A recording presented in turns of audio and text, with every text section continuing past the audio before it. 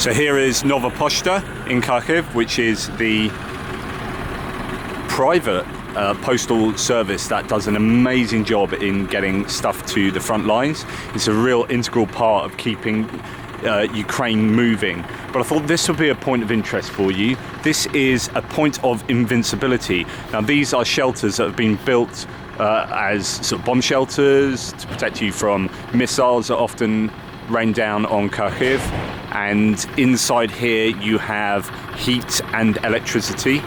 Obviously you don't need to be staying in here for too long. So if we come in here, you can see it's fairly basic, but you've got your seats there, you've got heaters up there which are at the moment warm. This is genuinely warm in here.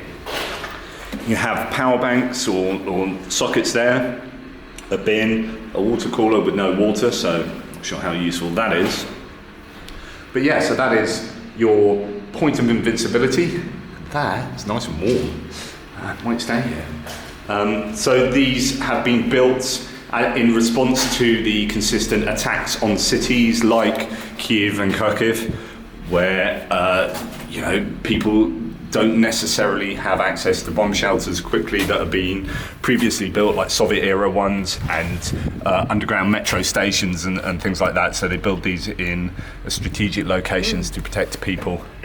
It'd be interesting to know exactly what would happen to a place like this if an S-300 missile, directly hit it. I mean, could it sustain that kind of damage? And therefore, it makes you wonder, but these are purpose-built for protection from those sort of munitions and whatnot. Anyway, here we are. Here's Pierre. JP, you notice they're slightly rippled. Yes, I was wondering about that. The blast. Really? So that's a design feature, that rippled side. You'll see them more exaggerated in that, in Kramators. Right. Interesting. Yeah. They're pretty safe.